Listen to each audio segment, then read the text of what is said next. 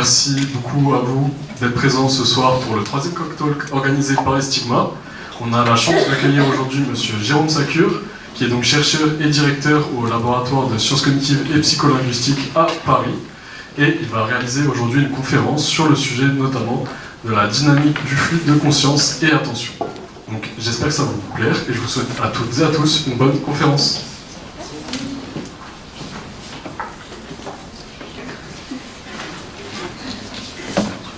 Bonjour, je prends le micro. Oui, donc merci beaucoup de cette invitation. Donc je vais vous parler d'un sujet qui est un peu, qui a pendant assez longtemps été mis à l'écart des sciences cognitives, qui est le flux de conscience. Et les sciences cognitives pendant très longtemps, et de bonnes raisons, se sont vraiment consacrées au processus de manière assez locale, et c'est pour ça d'ailleurs que la plupart de nos expériences sont divisées en essais, et on s'intéresse aux processus qui ont lieu pendant une très courte période. Moi, ce qui m'intéresse ces temps-ci, des choses qui m'intéressent ces temps-ci, et ce dont je vais vous parler aujourd'hui, c'est la dynamique à plus long terme. C'est-à-dire qu'on n'a pas simplement une cognition qui repart à zéro au début de chaque essai, dans notre vie en général. On ne repart pas à zéro toutes les 300 millisecondes. Il y a une continuité, et c'est la dynamique, à mon avis, ça fait partie des choses qu'il faut essayer de comprendre en sciences cognitives, c'est la nature de cette dynamique. Et ce sujet, il avait été notamment beaucoup... il y a un sublime chapitre de William James dans les principes de psychologie de 1890, auquel on peut revenir avec intérêt régulièrement. Et dans ce chapitre, qui s'appelle The Stream of Consciousness, James décrit, alors à la James, avec son style très littéraire et pas beaucoup de données empiriques, des choses qui sont à mon avis très justes. Et en fait, ce qu'on essaye de faire ces temps-ci dans mon équipe, c'est de donner un contenu empirique aux intuitions que James nous présente dans cette très belle analyse. Donc, il y a quelques idées qui met en avant, l'idée notamment que les représentations, il dit psychose, ça veut dire représentation à son époque, se fondent progressivement les unes dans les autres, mais que, de manière très importante, le taux de changement de cette transition varie au cours du temps. Le rythme du flux de conscience évolue au cours du temps, il n'est pas constant. On n'a pas une cognition qui est totalement stable, avec une vitesse de pensée, disons, qui serait complètement constante. Après, il a une très très belle et très connue, très fameuse comparaison de la conscience avec la vie d'un oiseau, disant que la vie, comme la vie d'un oiseau, notre stream, notre courant de conscience est constitué d'une alternance de moments d'envol et de moments où on est posé. Et donc, il y a des moments où on est en transition entre des choses, et entre des pensées, et des moments où on est dans une pensée, donc c'est plus stable, c'est plus calme. Et en fait, ensuite, il donne un nom à ces différentes choses en disant que les parties où on est relativement stable, on va les appeler des parties substantives, et les parties de transition, les moments d'envol, on va les appeler les moments transitifs, substantifs et transitifs. Et en gros, tout ce que je vais vous présenter aujourd'hui, c'est d'essayer de donner un contenu empirique à ça. On n'est pas les seuls actuellement à faire ça, il y a quelques équipes qui font ça dans le monde, notamment Shripada, je ne sais plus où est-ce qu'il est, aux États-Unis, mais on travaille, et un collègue aussi à Strasbourg, Sébastien Weidel, et on en est quelques-uns à essayer, puis quelques-unes à essayer de travailler sur ce point. Donc, ce que je voudrais mettre en avant, c'est le taux de changement, la différence entre les flights and perchings, et donc la différence entre les parties substantives et les parties transitives. Oui, j'ai oublié de préciser, s'il y a des moments où vous pensez que je peux clarifier les choses, si vous ne comprenez pas, mais que vous pensez que, pour toutes sortes de raisons, je ne peux pas clarifier, c'est pas la peine, et si vous pensez que je peux clarifier les choses, n'hésitez pas à m'interrompre. Donc, le plan que je voudrais suivre, ça va être d'une part, commencer avec une vision en fait plus simple que celle que James nous propose, une vision qui se baserait sur l'idée de type d'états mentaux, avec l'idée qu'il y aura en fait notre flux de conscience, on peut essayer de le concevoir comme une succession de types discrets d'états mentaux. Et alors, la question que j'ai posée, les questions qu'on va poser, c'est est-ce qu'on peut caractériser ces différents types d'états mentaux, et est-ce qu'on peut ensuite caractériser le processus de séquence de ces états mentaux. Donc d'une part les identifier, et d'autre part essayer de reconstruire. Donc ce que j'essaierai de présenter, c'est un modèle que j'appelle, c'est pas moi qui l'appelle, c'est Markov qui l'appelle comme ça, une chaîne de Markov. C'est un certain type de processus stochastique qui explique la manière dont des états peuvent se succéder les uns les autres. Ensuite, je montrerai qu'il y a des grosses limites à ce type d'approche sur les états mentaux, et je reviendrai à des choses qui sont plus près du flux de conscience lui-même, et notamment avec des tâches verbales. Et je crois que c'est des choses, j'aimerais bien que vous partiez avec ça, avec l'idée que la psychologie cognitive, pendant plus d'un siècle, a essayé de fuir les tâches utilisant des rapports verbaux de la part des participants et des participantes, parce qu'on n'avait pas beaucoup de moyens quantitatifs pour les analyser, mais de nos jours, avec les grands modèles de langage, on peut de nouveau analyser ça de manière plus quantitative, et donc il faut revenir à des tâches verbales, fait sens, et on peut obtenir des choses très intéressantes. Et ce que je voudrais vous montrer à ce moment-là, c'est que, en fait, on peut montrer qu'on peut segmenter le courant de conscience tel qu'on arrive à y accéder à travers des tâches d'association d'idées, et qu'il y a une importante influence de l'inattention trait, donc des différences interindividuelles. Certains d'entre nous ont, disons, un courant de conscience qui va être plus stable, d'autres vont avoir un courant de conscience qui est plus segmenté, et je présenterai cette idée de différence interindividuelle, d'inattentivité, d'inattention trait, qui vient de la littérature sur le trouble déficit de l'attention avec hyperactivité, TDAH ou ADHD, et je vous montrerai son importance dans la segmentation du courant de conscience. Et ce que je montrerai aussi, ce que j'essaierai de montrer, c'est qu'en fait, il y a peut-être différents types de moments transitifs. James dit qu'il y a des transitions, et certains auteurs contemporains, dont Chandra Sripada, ont déjà utilisé des tâches un peu ressemblables aux nôtres pour montrer des transitions. Ce que j'essaierai de montrer, c'est qu'en fait, il y a plusieurs types de transitions, probablement. Ensuite, j'essaierai de montrer on peut caractériser le processus qui déclenche une transition, c'est que c'est probablement un mécanisme d'accumulation d'ennui, de quelque chose. Il y a quelque chose qui s'accumule dans l'esprit jusqu'au moment où ça déclenche une transition. Et enfin, je reviendrai à l'inattention trait. En fait, d'ailleurs, je parlerai tout le temps d'inattention trait à ce moment-là, à partir de là. Et j'essaierai de montrer qu'en fait, il y a une variabilité de la vitesse de pensée plus grande, plus on est haut sur l'échelle d'inattention, bien que la vitesse de pensée moyenne, elle, ne dépend pas de l'inattention, c'est la variabilité de cette vitesse de la pensée qui peut être en dépend. Donc, je commence par la question des états mentaux. Donc, si on veut travailler sur le courant de conscience, il faut accéder au contenu mental. Et donc c'est un peu problématique, parce qu'il faut demander aux gens. Et la seule manière qu'on a d'accéder au contenu mental, c'est de les interrompre dans une tâche et de leur dire à quoi tu penses, et ils nous rapportent à quoi ils pensent. Et évidemment, c'est beaucoup plus fragile, en un certain sens, les données qu'on obtient par ce genre de méthode, est beaucoup plus fragile que les données qu'on obtient par des méthodes beaucoup plus comportementales, parce qu'on s'appuie sur les rapports subjectifs des gens pour identifier leur contenu de pensée, et par exemple, l'état dans lequel ils se trouvent. Et il y a toute cette littérature sur laquelle je me base, qui est la littérature sur le mind wandering, donc la rêverie éveillée, le vagabondage mental, qui se fonde sur ce genre de tâches où on fait faire des choses aux gens, dans le laboratoire, dans la vie courante. En laboratoire, on leur fait souvent des tâches complètement inintéressantes, le plus inintéressantes possible. Forcément, les gens, à certains moments, nos participants et nos participantes vont arrêter de penser à la tâche parce qu'elle n'est pas intéressante.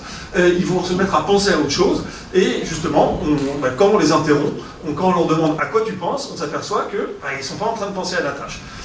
Donc, ce qu'on a fait récemment avec une ancienne doctorante, Charlotte von Dendrich, c'est qu'on a essayé, en fait, c'est la première fois qu'on a fait ça, il me semble, de valider une catégorisation des états mentaux à un certain niveau de granularité.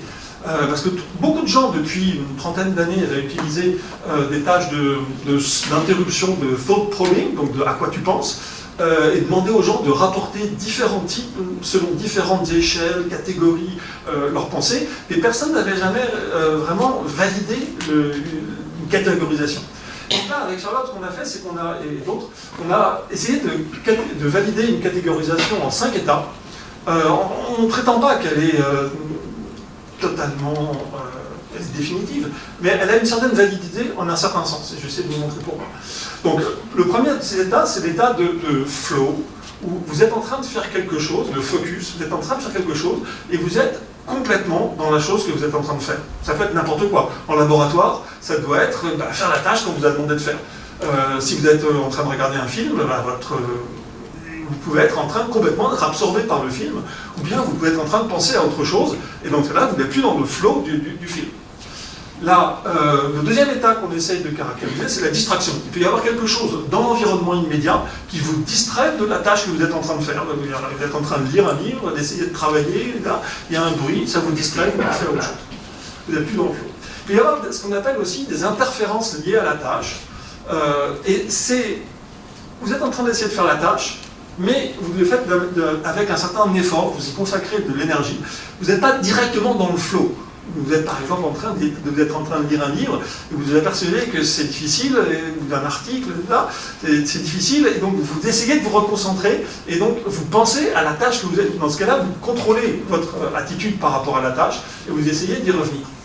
Puis il y aura des moments où vous n'êtes plus du tout dans la tâche, dans un état de rêverie. Vous êtes en train de penser à autre chose. C'est pas lié à l'environnement, c'est pas lié à la tâche, c'est vous pensez à autre chose, et c'est ce qu'on appelle d'ordinaire the mind wandering, la rêverie éveillée.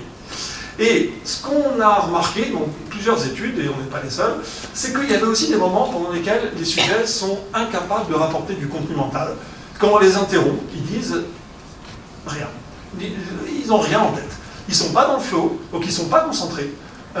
Et c'est très difficile d'ailleurs de distinguer parfois le flow et le blanc, parce que quand vous êtes complètement dans le flow, vous avez envie de dire bah rien, je sais ce que je devais faire, quoi. J'étais en train de à quoi je pense, mais je suis dans le film, j'ai rien, quoi.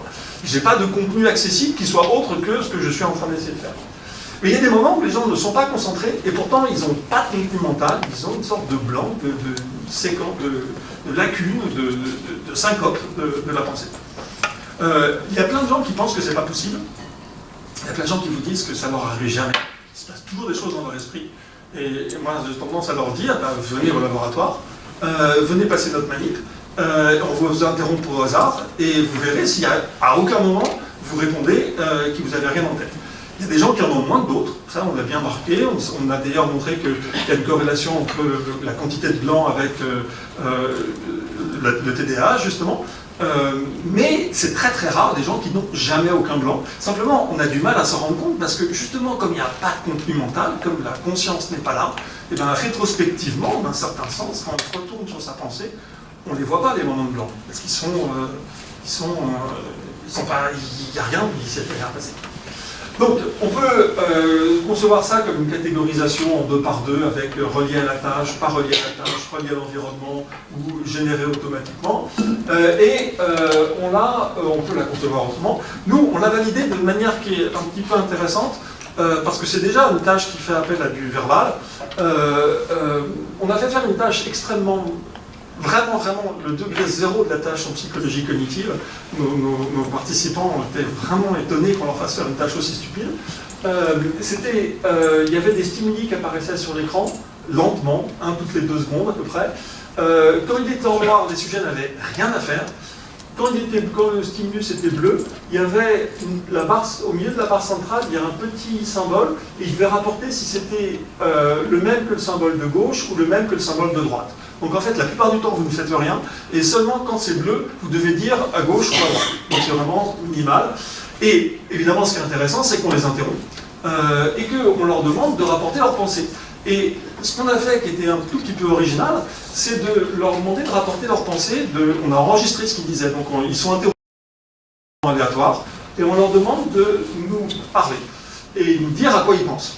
Et c'était assez génial de lire tous ces rapports. Je vous en montre un, mais l'éthique est bien faite, tout ça, ne vous inquiétez pas. Parce que, en fait, on a très vite retrouvé la catégorisation qu'on avait déjà utilisée dans d'autres manières.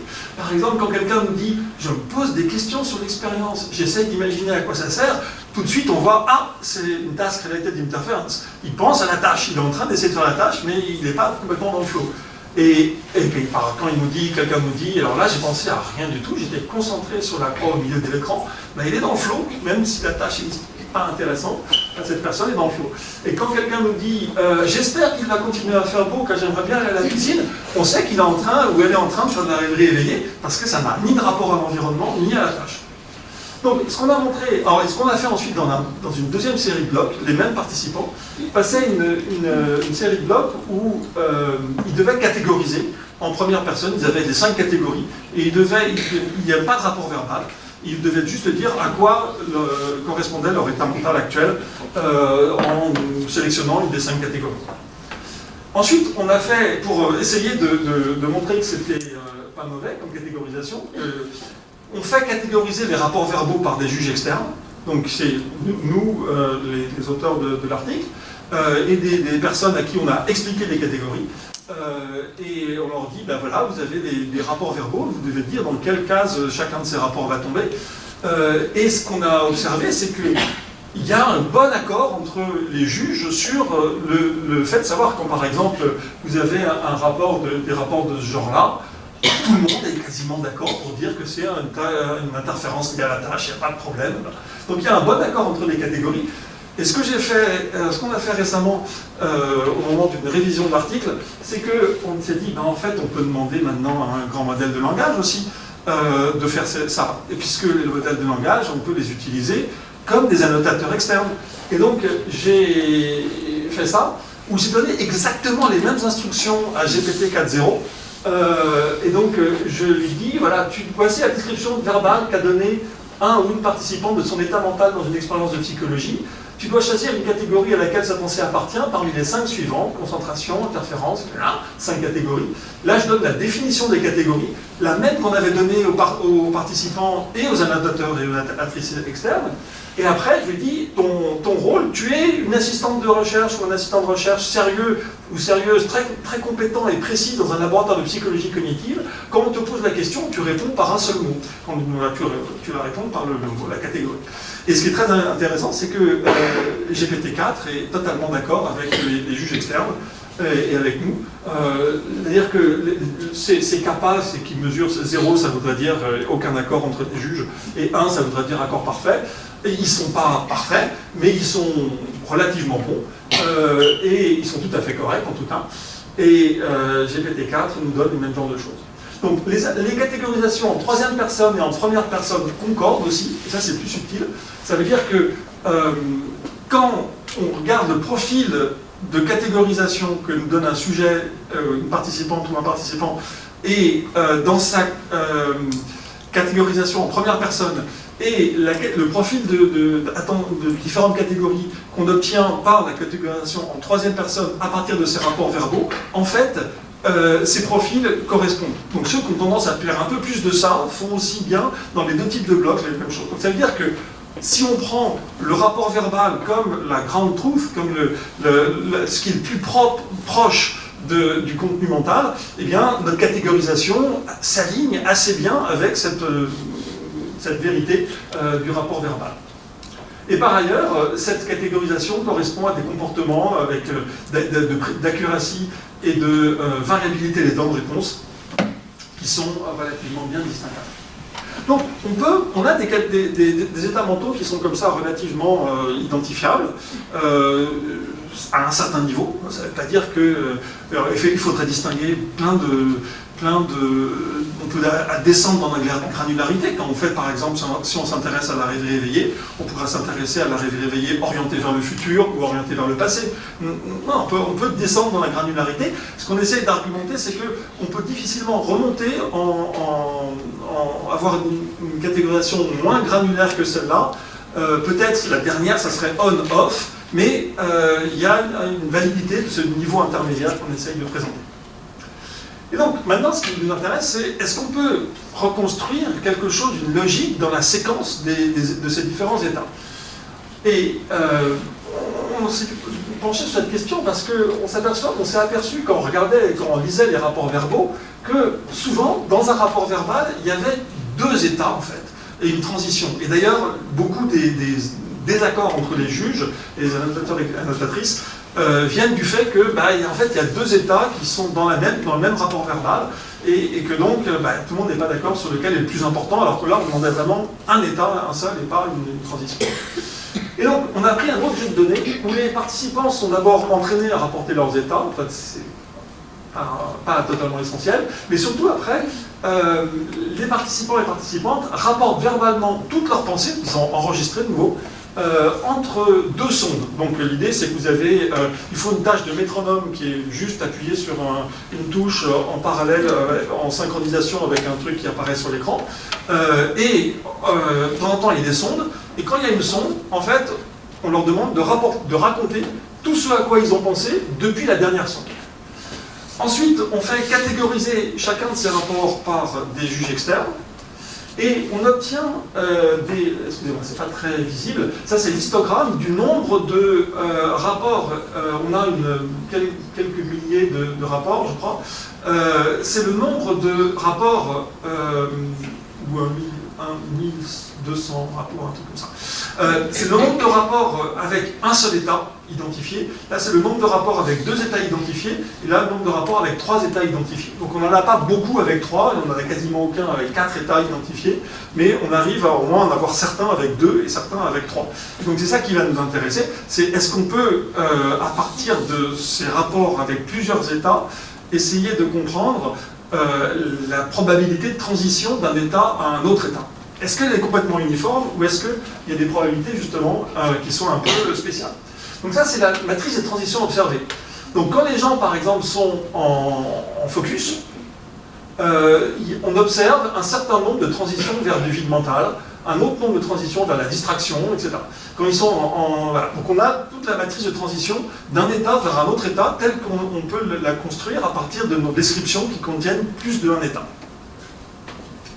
Et la question qu'on se pose, c'est quel processus stochastique on pourrait utiliser pour essayer d'expliquer cette matrice de transition. L'hypothèse la plus simple, ça serait qu'il n'y a pas de dépendance d'un état par rapport au passé.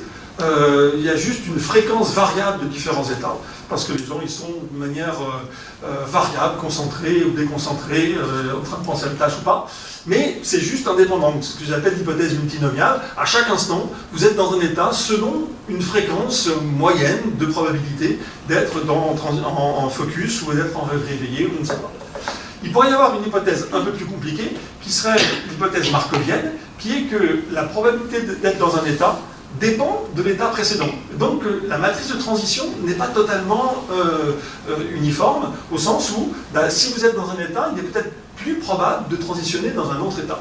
La raison pour laquelle on pensait à ça, c'est qu'on se dit, en fait, si on réfléchit, on introspecte un peu sur son expérience, il y a des choses qui sont assez systématiques. Vous êtes en focus, il y a quelque chose qui vous distrait, et après, vous faites de la rêverie éveillée. C'est quelque chose, cette transition, ce passage du focus à la rêve réveillée par l'intermédiaire d'une distraction, c'est quelque chose, on a vraiment l'intuition que ça arrive assez fréquemment, et que donc, c'est pas complètement par hasard qu'on passe d'une chose à l'autre. Il y a une logique, au minimum une logique markovienne dans ces transitions. Et puis, il va y avoir une hypothèse supérieure qui serait que ça dépend non seulement d'états précédents, mais d'états, il y a deux états avant. Le problème, évidemment, c'est qu'on a c'est des mauvaises données, c'est des données très bruitées, on n'en a pas énormément et tout ça. Mais on sait quand même, on est en train d'essayer avec Charlotte Van Dendrich et Maiko Konishi de faire quelque chose avec ça. Je ne suis pas sûr qu'on arrivera. Et le problème, c'est qu'on interrompt les gens. Donc là, il y avait une sonde, deuxième sonde, on les interrompt, on leur demande de parler, ils nous rapportent des états, mais évidemment, ce rapport sur les états, ce qui nous intéresse, c'est vraiment les états qu'ils ont eus là, mais on n'a pas un accès direct aux états entre les deux sondes, on a un rapport verbal qui est déformé. Peut-être par exemple qu'il y a eu un blanc ici, que la personne a oublié de nous parler du blanc quand on lui demande de faire de la rétrospection, ce qui est normal. Et puis en plus, au bout d'un moment, il y a une sorte de règle implicite qu'il faut qu'il arrête de parler. Et donc, il y a une contrainte qui est que les gens ne vont pas nous faire des rapports de 40 minutes sur 30 secondes d'expérience. Et c'est heureux. Mais ça rajoute une contrainte qui fait que c'est un peu compliqué à analyser. Et donc,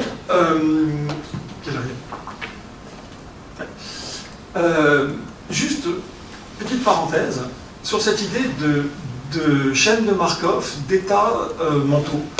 Là, ce que j'essaie de vous montrer, c'est l'analyse d'une chaîne de Markov des états tels qu'on peut y accéder par un rapport subjectif.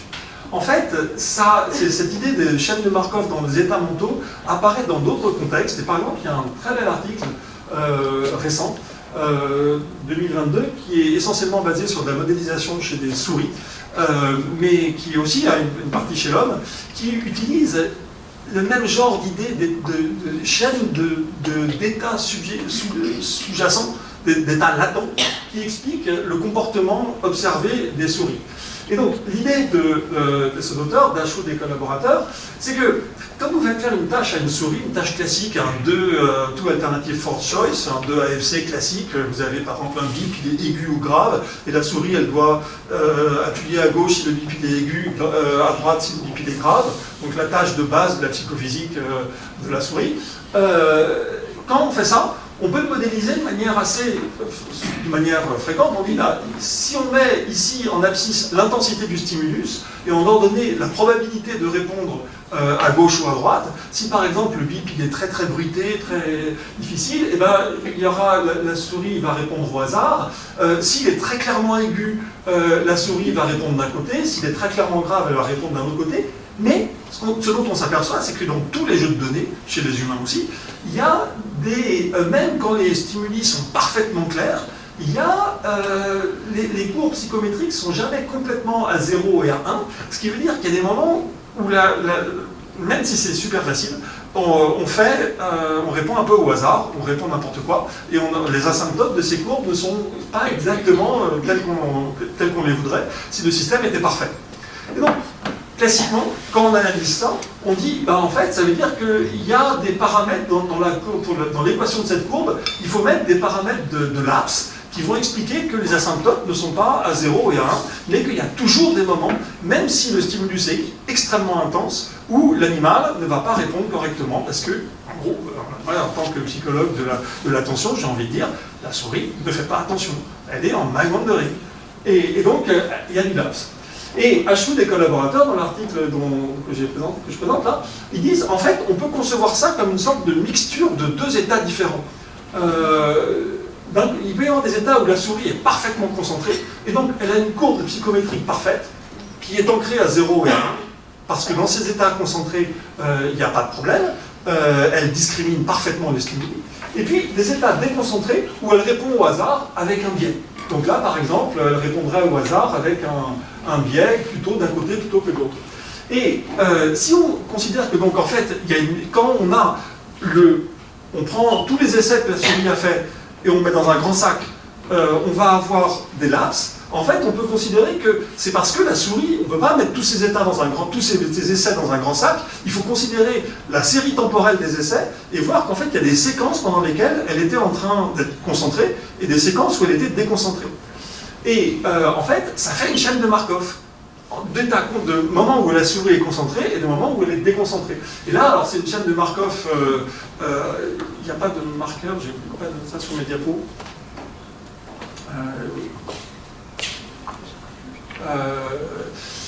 Chaîne de Markov pas intéressante, celle-là, parce que en fait, la probabilité d'être déconcentré ou concentré ne dépend pas de l'état précédent, elle est toujours de 0,8. Donc si vous êtes concentré, la probabilité que vous soyez concentré à l'essai d'après, elle va être de 0,8. Là, les flèches indiquent la probabilité de rester dans... Et donc, si vous êtes concentré, la probabilité de rester concentré sera 0,8. Si vous êtes déconcentré en train de la réveiller, la probabilité d'être concentré à l'essai d'après sera de 0,8. Et réciproquement pour déconcentrer. Donc en fait, c'est une chaîne de Markov, mais qui revient à un modèle multinomial, parce qu'à chaque instant, en fait, vous avez simplement une probabilité de concentrer ou déconcentrer, et ça ne dépend pas de l'essai d'avant, puisque dans les deux cas, la probabilité de concentrer, elle est toujours de 0,8. Mais on peut avoir des chaînes de Markov plus intéressantes, et donc par exemple avec trois merci beaucoup. Mais pour le coup, si jamais ça revient, merci beaucoup. Donc il montre que en fait, les comportements des souris dans un jeu de données qu'ils ont, on peut l'expliquer avec une chaîne de Markov intéressante, avec 3 états. Un état où la souris est parfaitement concentrée, et 2 états où elle répond avec des biais, et même si les biais sont, selon les états, les biais sont différents, et avec des probabilités de rester dans un état qui sont relativement fortes, c'est-à-dire que quand elle est concentrée, elle a une probabilité de rester dans l'état concentré de 0,95, quand elle est dans l'état déconcentré numéro 1, c'est avec 0,75, et donc en fait il y a des probabilités qui sont... Et donc c'est une chaîne de Markov qu'ils essaient, qu'on peut inférer à partir de... Et donc ils font après du modèle fitting, ils ajustent leur modèle à leurs données, et ils montrent qu'effectivement on peut reconstruire les états sous-jacents que la souris avait. Et en fait on avait fait ça nous aussi avant dans une manière beaucoup plus amateur en partant d'une autre, pas des souris mais des humains, il y a longtemps, en 2013, où on avait fait faire une tâche de go-no-go à nos participants. Donc c'est juste, il y a un stimulus qui appuie qui arrive sur l'écran, les sujets doivent appuyer dès qu'ils voient le stimulus, sauf de temps en temps, c'est un no-go, quand il y a le chiffre 3 qui apparaît, ils ne doivent pas appuyer.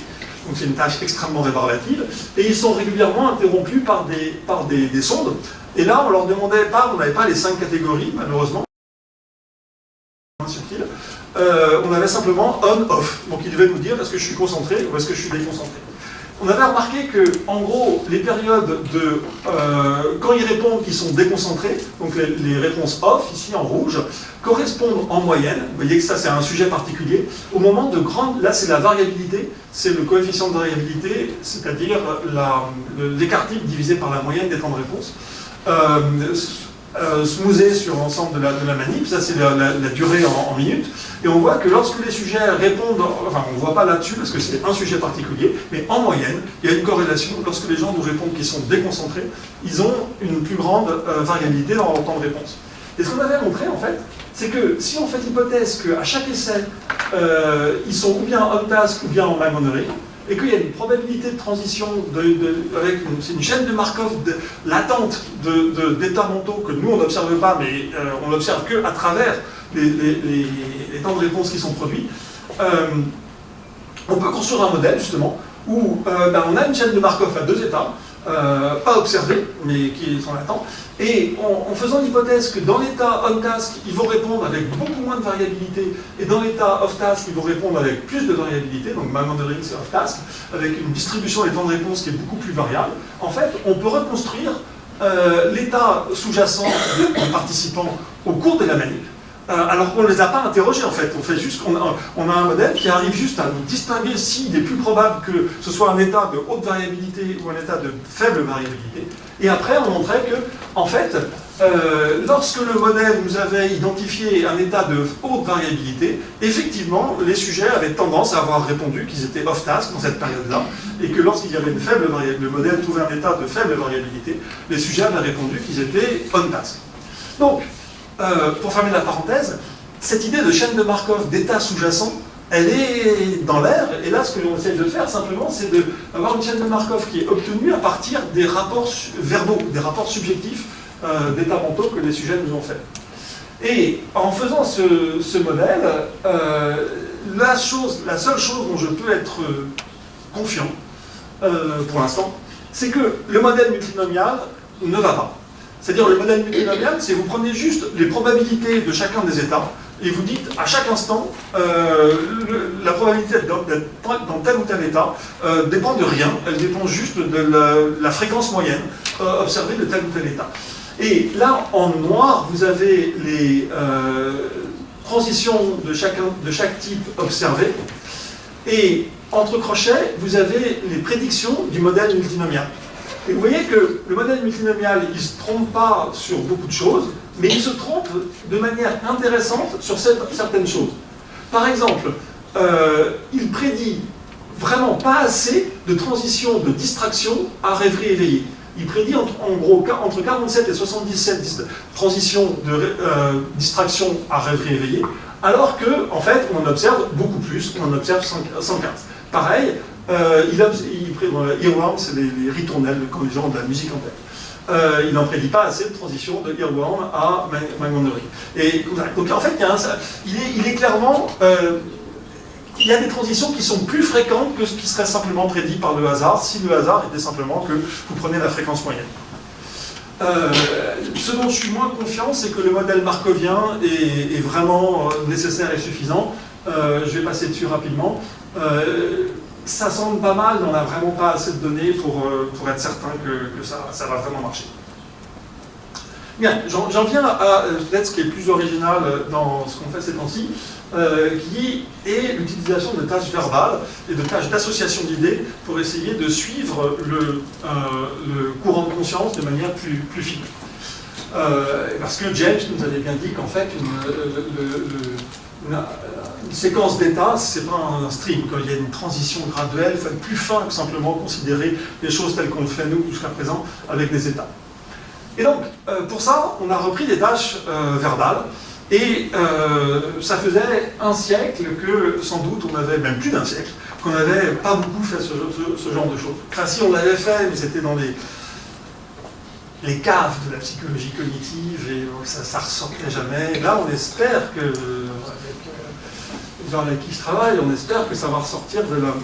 Et notamment des tâches, des études de Carl Jung et de Sabina Spielrein, qui sont sur les tâches d'association d'idées, qui sont absolument géniales.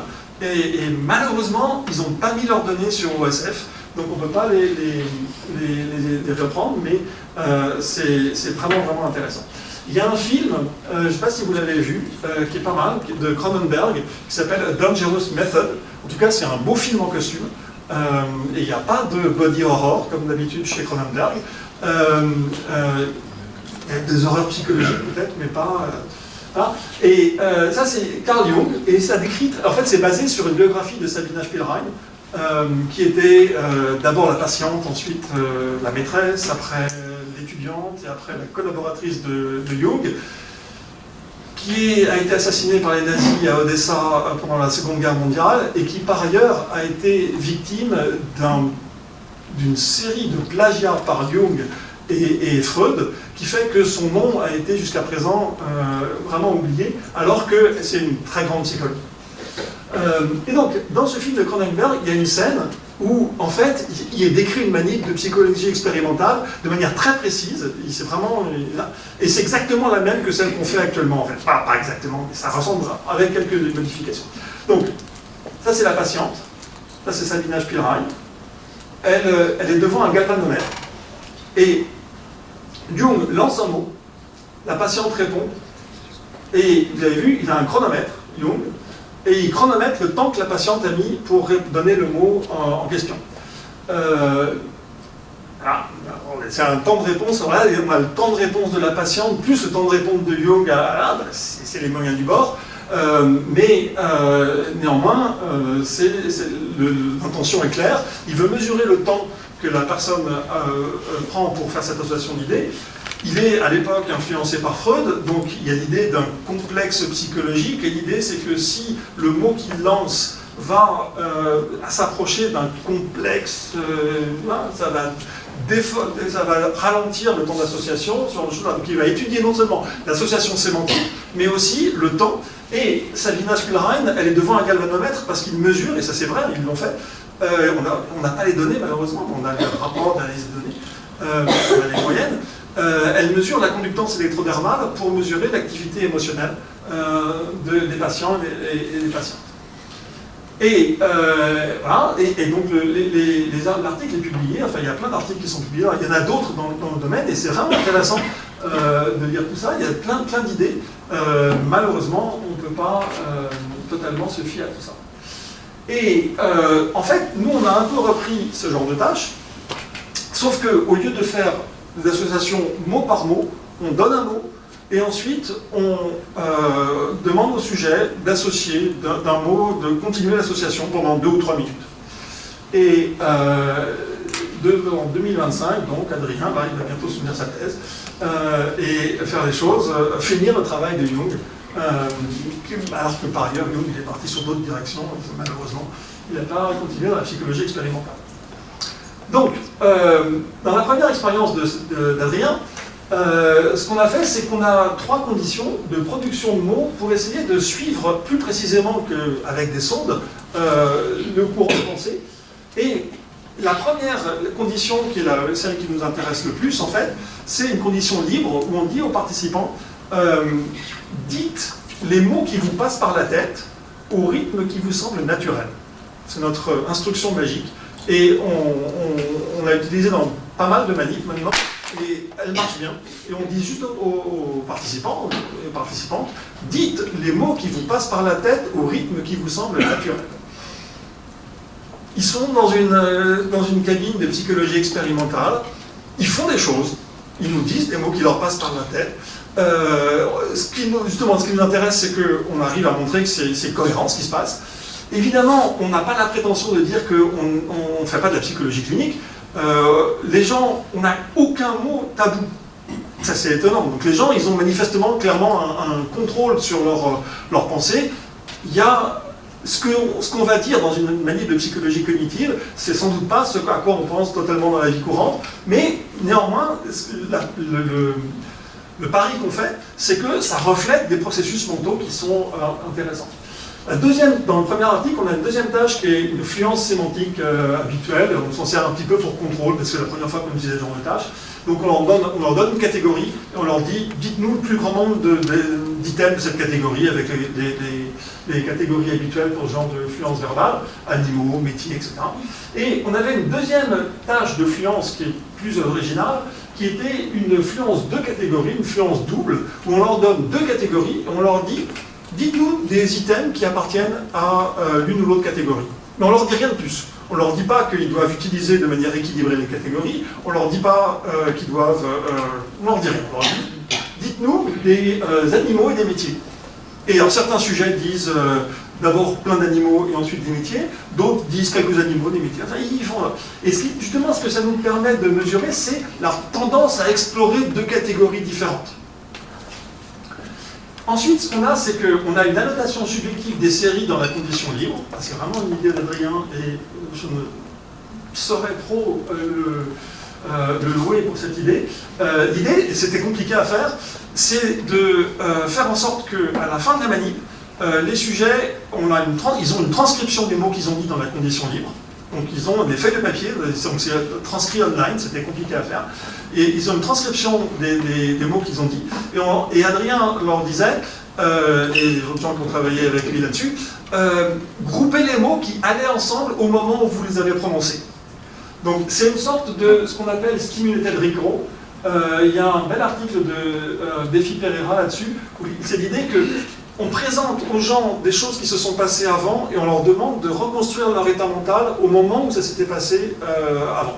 Donc par exemple là, dans l'article de Pereira, il voit un film, un vrai film sur l'écran, et il rapporte ensuite, on leur montre un petit extrait du film, on leur demande de dire est-ce qu'ils étaient concentrés ou déconcentrés à ce moment-là, et elle montre que les gens arrivent à faire ça.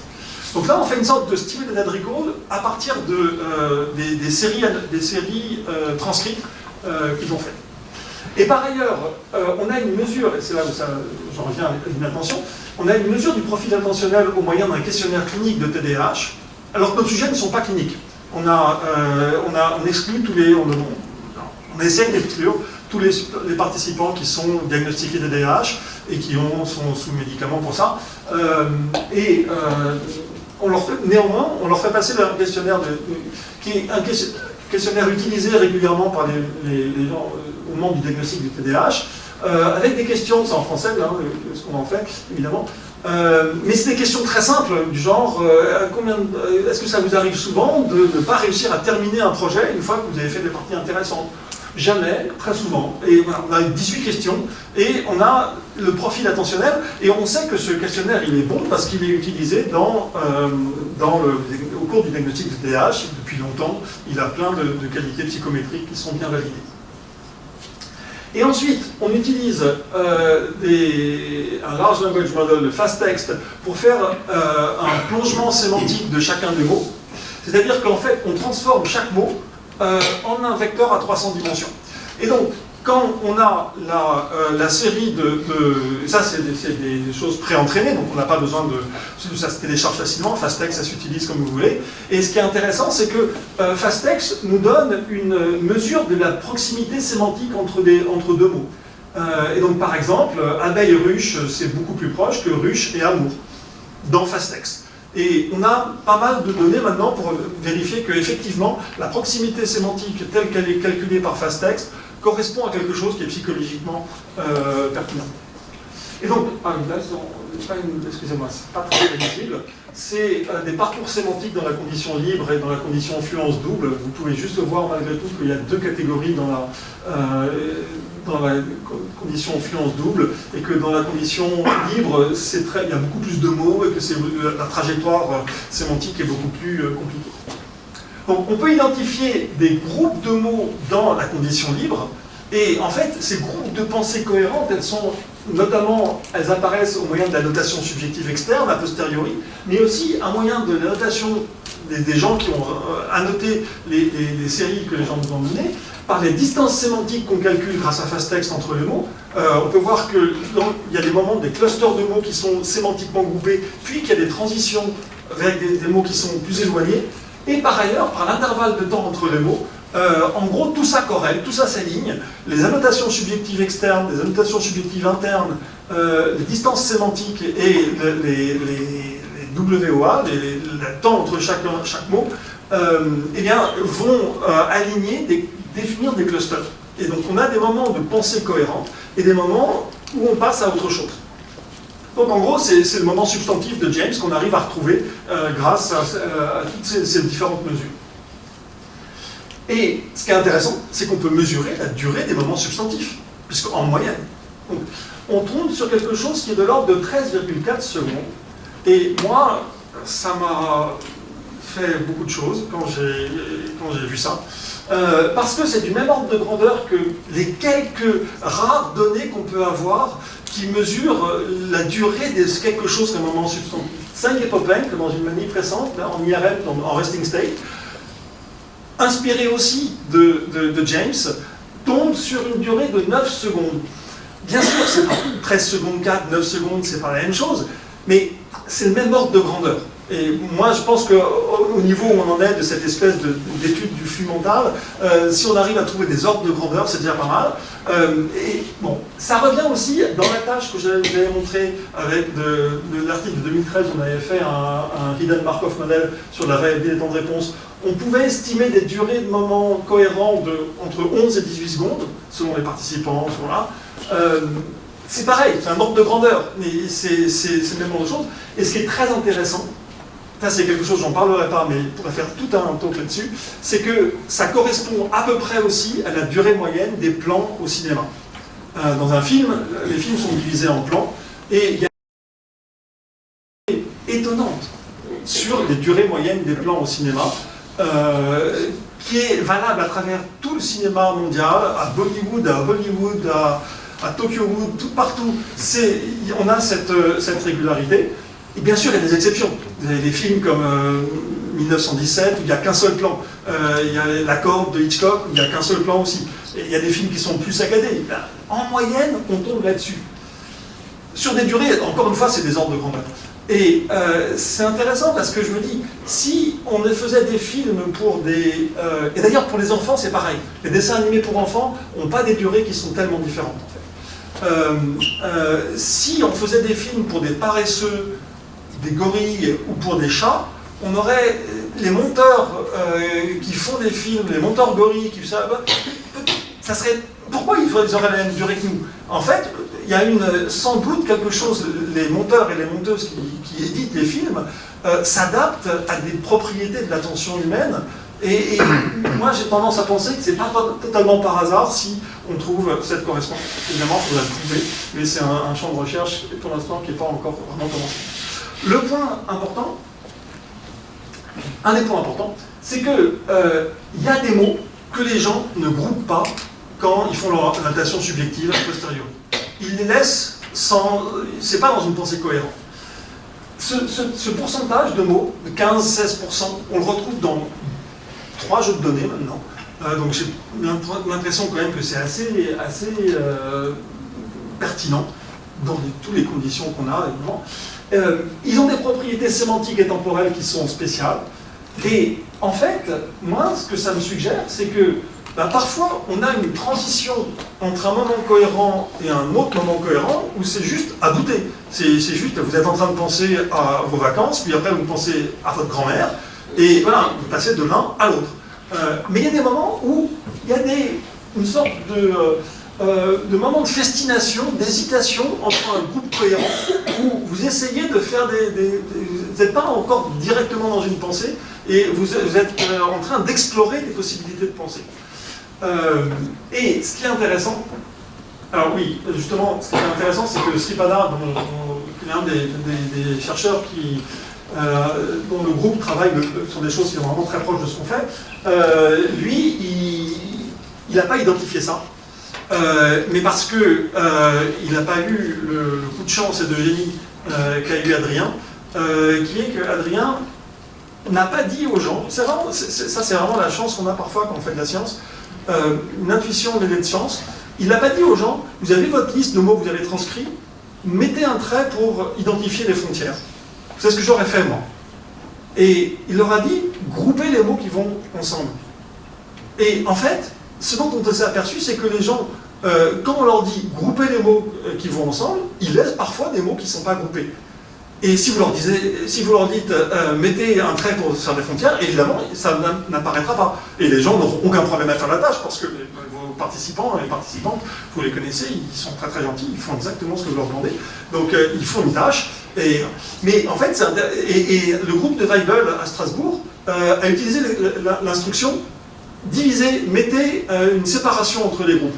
Et pareil, ils n'ont pas pu voir apparaître cette partie intéressante de mots qui ne sont pas groupés, qui sont comme des moments où on essaye des trucs. Et ce qui est intéressant, c'est qu'avec nos mesures externes, on peut montrer que c'est non seulement subjectivement qu'ils apparaissent comme ça, mais ils ont des propriétés objectives qui sont bien différentes. Donc, après, ce qu'on peut montrer, c'est que l'inattention trait diminue la taille des groupes et augmente ce qu'on appelle le cluster ratio, c'est le nombre de groupes divisé par le nombre de mots dans la série.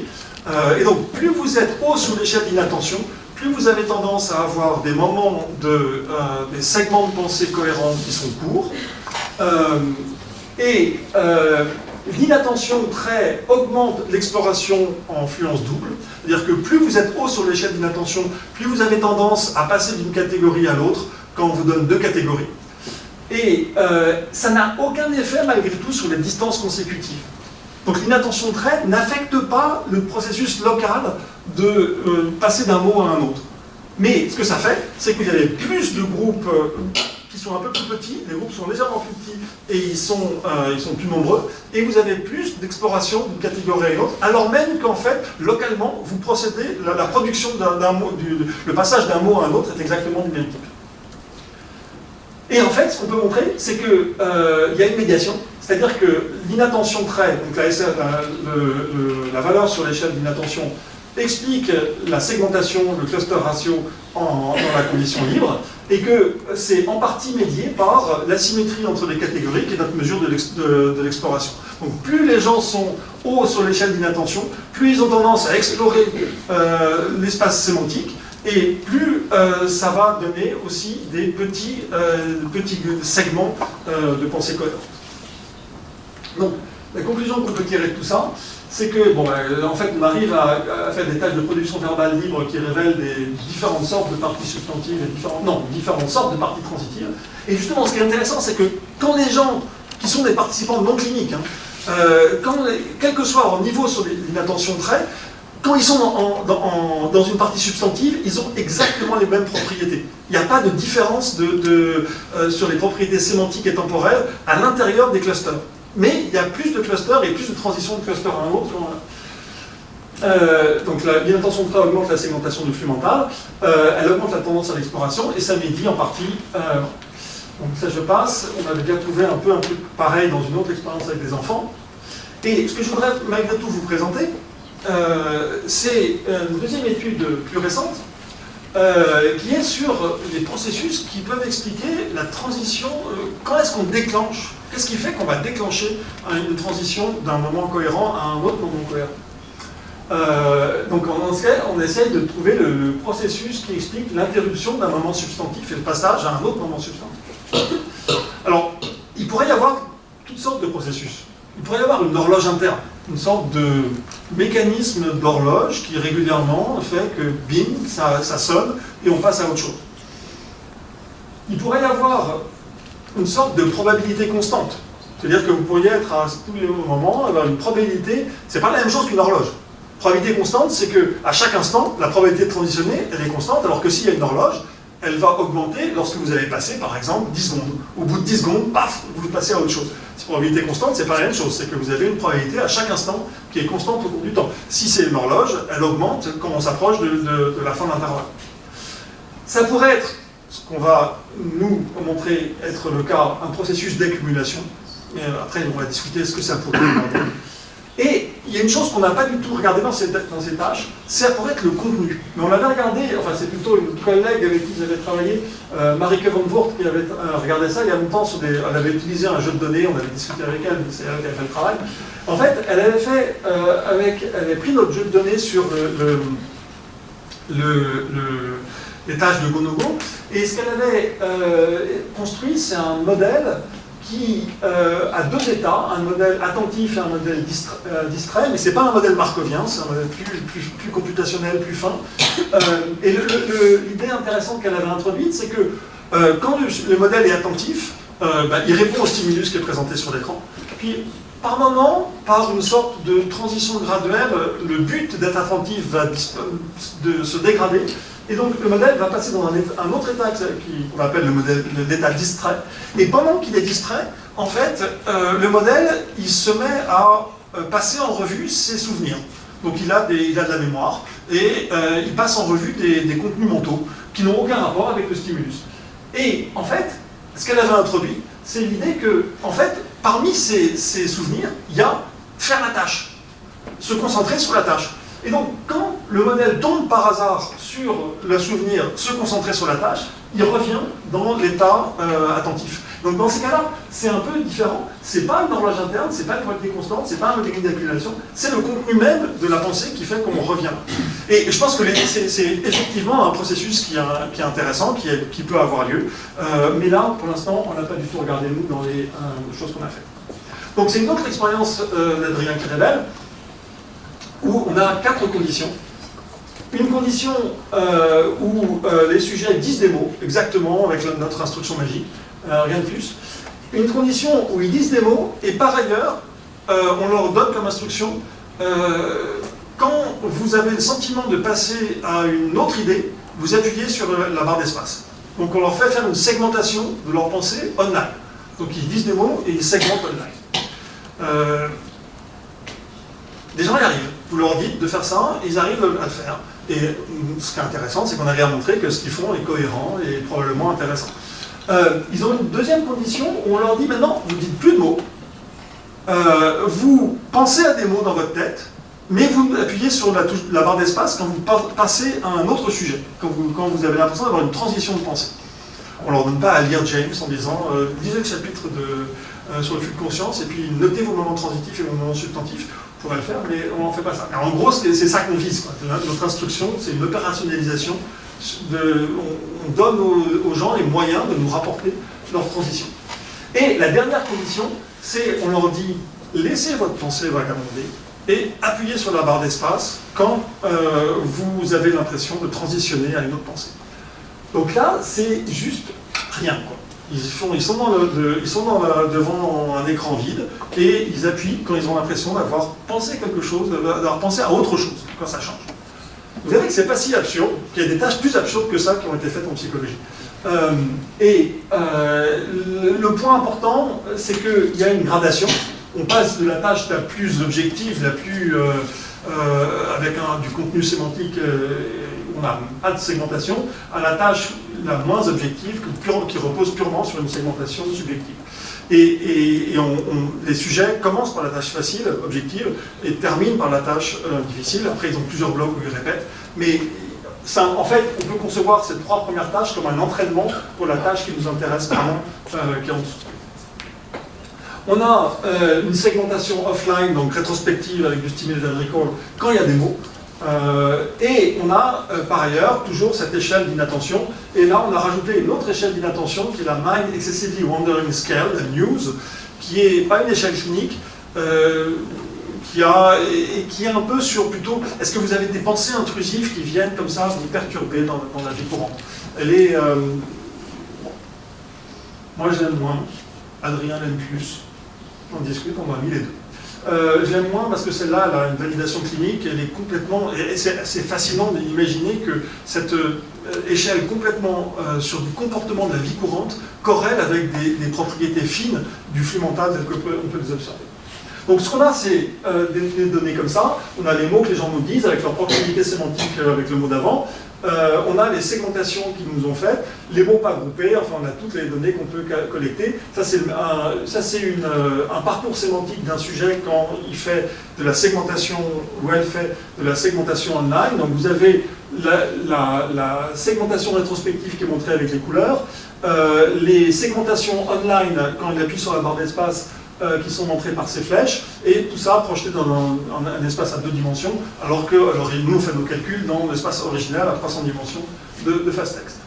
Donc qu'est-ce qu'on observe? Les segmentations online et offline concordent. La segmentation online concorde avec les données sémantiques et les données temporelles. La fréquence de segmentation ne dépend pas du moment de la série dans le moment d'expérience, c'est-à-dire que les gens n'ont pas plus tendance à segmenter au début de la série ou à la fin de la série, et ni au début de l'expérience ni à la fin de l'expérience. La durée moyenne des segments décroît, décroît plus on est haut sur des échelles d'inattention, donc plus ce qui est intuitif et correspond à ce qu'on attendait. Donc tout ça, c'est un peu des validations, des sortes de sanity check pour montrer que notre tâche de segmentation online, elle est pertinente. Et en fait, tout ce qu'on argumente, c'est qu'il n'y a pas de raison de dire que les sujets ne sont pas capables de faire de la segmentation online. Ils y arrivent. En tout cas, pour autant qu'on puisse trouver des corrélats avec des choses objectives et qui soient aussi bien de questionnaires de personnalité que des comportements dans une tâche très très proche, c'est complètement cohérent. Et en fait, moi surtout ce que j'ai envie de rappeler à nos chers collègues cognitivistes, c'est que c'est pas pire que la tâche de Libet. Vous connaissez sans doute tous et toutes la tâche de Libet, où vous dites aux gens appuyez sur un bouton quand vous sentez the urge. Donc l'instruction à la tâche de Libet, c'est vous êtes dans une cabine et vous appuyez sur le bouton quand vous avez envie d'appuyer sur le bouton. Et on a envie de dire, c'est n'importe quoi cette tâche. Qu'est-ce que ça veut dire? Alors, ce qui est intéressant dans la tâche de Libet, c'est qu'il a l'EEG.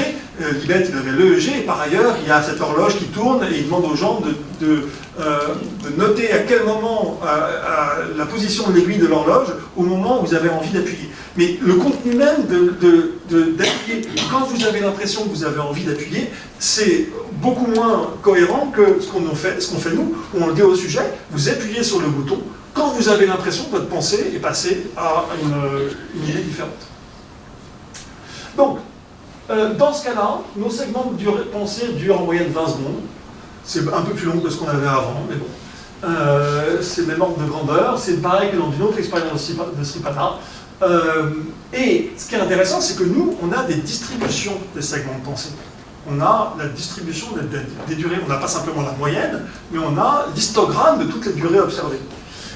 Bon, d'abord, on a l'histogramme des word onset asynchronie, mais ça, c'est pas très intéressant. Surtout, ce qu'on a, c'est ça.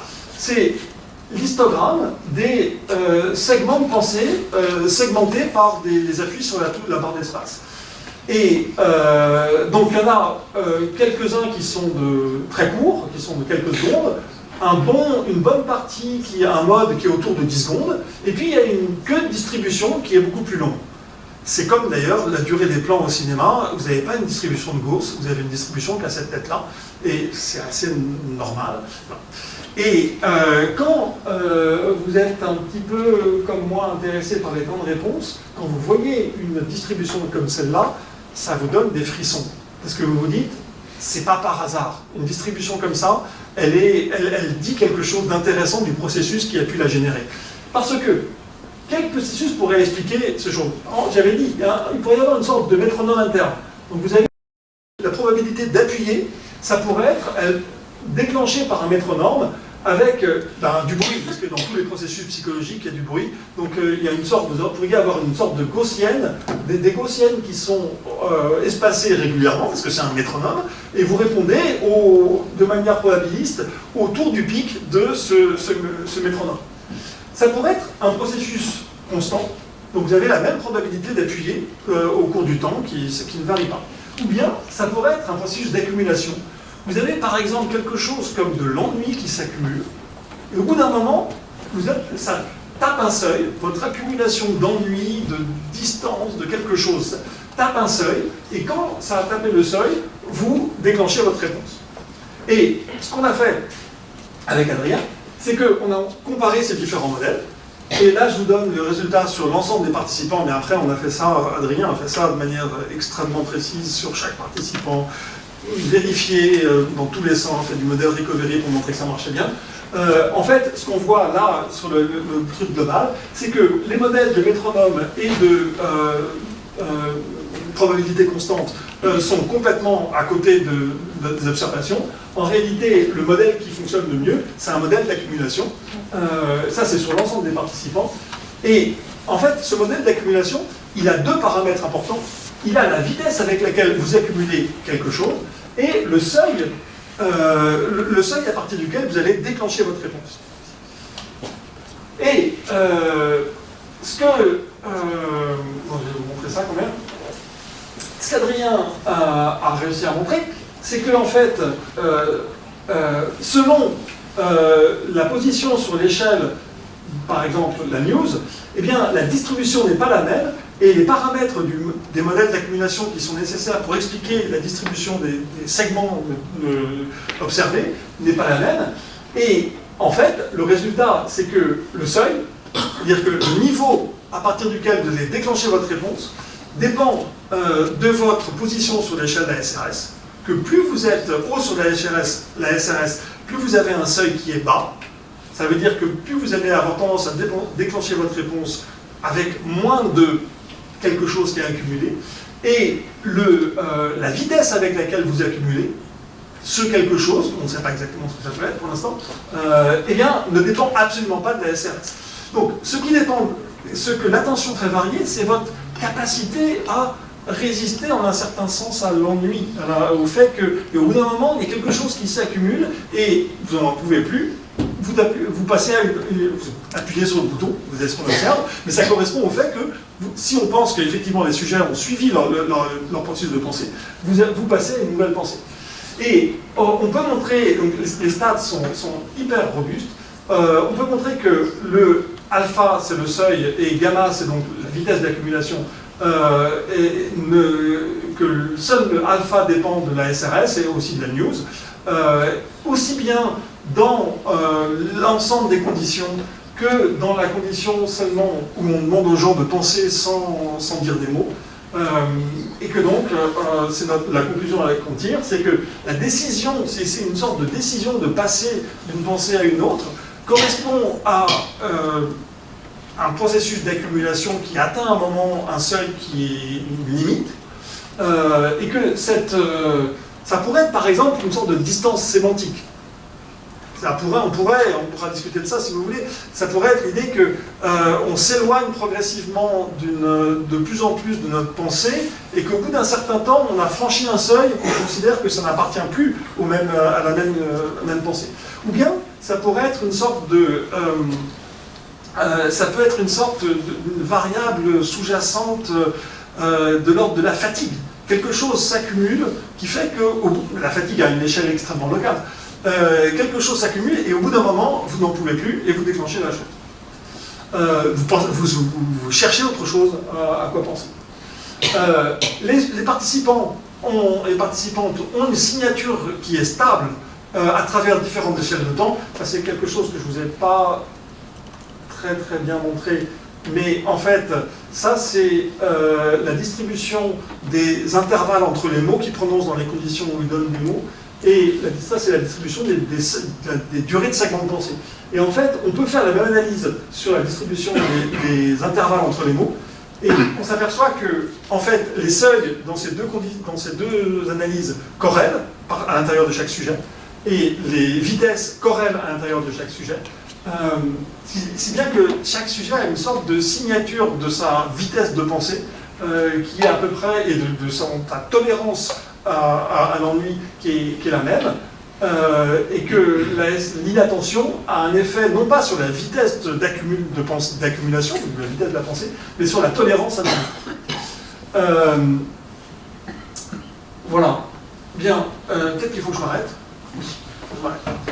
Donc, j'ai une dernière partie qui est l'idée que l'inattention trait à une plus grande est associée à une plus grande variabilité de la vitesse de pensée, où en fait j'ai repris, juste pour vous dire de quoi ce qu'il y aurait dans cette partie, j'ai repris plein de données d'Adrien, d'autres personnes qui ont fait des genres de tâches du même genre dans l'équipe, et j'ai calculé une vitesse sémantique en faisant le ratio entre la distance du modèle fast-text et l'intervalle de temps entre chaque mot. Parce qu'on a une distance et une durée, si on divise l'un par l'autre, on a une vitesse.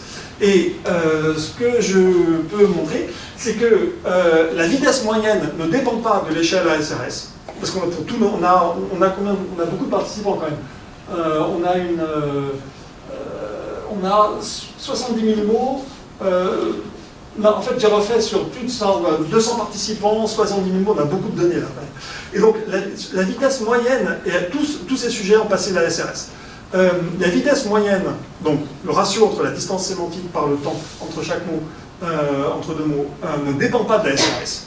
Donc vous êtes haut ou bas sur l'échelle, en moyenne, il y a des gens qui pensent vite, des gens qui pensent lentement, si on appelle ça si on a raison d'appeler ça vitesse de pensée. En revanche, l'écart type de la vitesse dépend de la SRS. Plus vous êtes haut sur l'échelle, plus vous avez un écart type important. Et par ailleurs, l'autocorrélation dépend aussi de la SRS. Les gens qui sont plus hauts sur la SRS ont une autocorrélation qui est plus faible, donc les fluctuations temporelles de leur vitesse de pensée sont plus rapides que les gens qui sont bas sur la SRS. Je conclus tout ça, c'est la conclusion de cette étude que je n'ai pas présentée, mais je fais quelques remarques finales. Donc, la grosse remarque qu'on a envie de faire, c'est qu'on fait d'hypothèses, toutes nos tâches là, elles sont fondées sur du verbal. Et l'objection qu'on se fait nous-mêmes, c'est mais est-ce que vous faites l'hypothèse que... en fait, on n'étudie pas le inner speech. Ça, c'est le point important, c'est qu'on pourrait croire que, vu le genre de tâches que j'utilise, ce qui nous intéresse, c'est le langage intérieur. En fait, non, c'est le flux de conscience. Et nous, ce qu'on demande au sujet, c'est de nous rapporter des sortes des fenêtres brèves sur leur flux de conscience. Si les sujets n'ont pas d'inner speech, mais qu'on leur demande malgré tout de dire des mots, et ce dont on fait l'hypothèse qu'on fait, c'est que le mot qu'ils vont nous rapporter à ce moment-là correspond pas trop, de manière plus ou moins proche, à leur état de conscience, même s'il n'y a pas de discours intérieur à ce moment-là. Donc, la production libre de mots et les protocoles de segmentation de pensée, c'est des tâches qu'on demande au sujet. On n'a pas du tout l'idée qu'on a une sorte de transcription transparente et directe du flux de conscience. On sait bien qu'il y a une transformation verbale, on demande aux gens de conceptualiser, et qu'il y a des gens peut-être que beaucoup de nos effets viennent du fait que les gens ont un flux de conscience moins conceptualisable que d'autres. Ça, pour l'instant, on peut pas c'est possible, ça pourrait tout invalider. Peut-être que tous nos effets sont en fait dus à cette chose-là, et non pas sur les propriétés du flux de conscience même. Ouais, on pourra regarder ça un jour. Et donc, il n'y a pas d'accès transparent au flux de conscience. Mais la conclusion, quand même, qui me semble, à laquelle on peut... Là, on a l'impression d'avoir quand même un peu avancé par rapport à ce qu'avait dit James il y a maintenant 150 ans, bientôt. C'est que le flux de conscience, c'est un véritable patchwork, c'est pas clair, c'est pas organisé de manière limpide, il y a des moments où il est interrompu, il y a des blancs, il y a des saccades mentales, il y a des moments de festination où on explore ce à quoi on va penser, donc il y a tout un patchwork complexe, c'est pas homogène. Moi, je pense que toutes nos études conduisent à l'idée de penser que le flux de conscience, il est très inhomogène, et que les constantes de temps de ce patchwork dépendent de l'inattention trait. Et ça, c'est vraiment quelque chose qui me semble,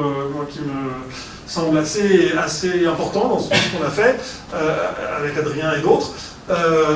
C'est qu'il y a d'énormes différences interindividuelles sur la stabilité, sur la structure temporelle du flux de conscience, et que notamment, si on utilise cette échelle qui est utilisée dans la DHD, on peut retrouver des vraies différences qui sont mesurables.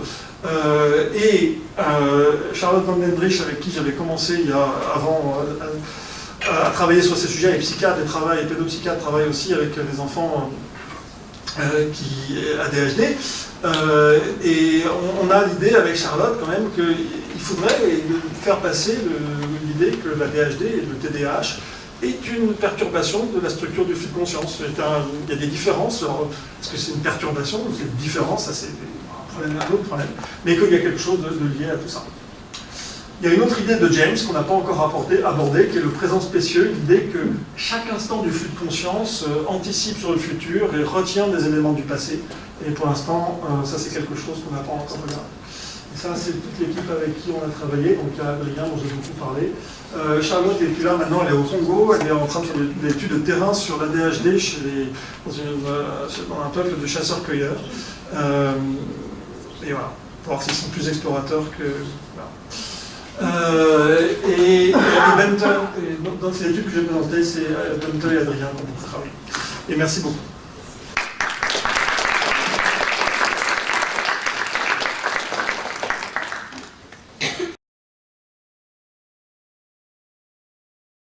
Je voulais savoir, pour ça, je suis un petit peu en retard, je voulais savoir c'est quoi une ADHD? ADHD, ADHD, pardon. Attention Deficit Hyperactivity Disorder, c'est en français le TDAH, trouble déficit de l'attention trouble déficit de l'attention / hyperactivité. Donc, c'est ce trouble neurodéveloppemental un peu controversé, mais à mon avis, je n'ai pas d'avis de clinicien, hein, mais en tout cas, ce qu'on a fait, c'est qu'on a, là, dans toutes les études que j'ai présentées, on n'a pas des patients, c'est des sujets adultes courants, tout venant, à qui on fait passer une échelle qui est utilisée au cours du diagnostic, qui ne suffit pas au diagnostic, mais qui est utilisée au cours du diagnostic, qui montre comme je le montrais, c'est des échelles très générales sur des comportements de la vie de tous les jours. Est-ce que vous oubliez vos clés? Est-ce que vous avez tendance à interrompre les gens quand ils parlent? Est-ce que vous avez tendance à vous sentir comme ça, suractif? Est-ce que vous finissez vos projets? Ce genre de choses. Et en fait, quand on répond à cette échelle, on a l'impression de répondre... Mais en fait, il y a des vraies différences. Tout le monde ne répond pas pareil. Il y a une bonne validité test-retest. Et ça correspond, dans nos études très très micro-psychologiques sur le flux de conscience, on s'aperçoit que ça a des corrélats assez précis sur la structure du flux de conscience. Juste en fait, les personnes peuvent être TDA sans avoir d'hyperactivité. C'est possible. Ça, c'est un problème de clinicien. C'est un problème de cliniciens et cliniciennes. En un sens, on a systématiquement, dans l'échelle qu'on utilise, en fait, 6 questions. On peut utiliser les 6 premières questions sur les 18. Et déjà, on a des bonnes corrélations avec plein de choses assez fines.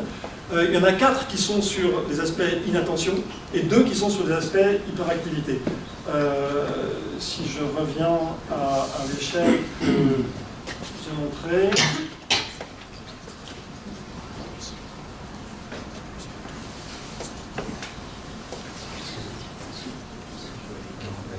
Oui, sur l'échelle, là, les 4 premières questions, c'est l'inattention.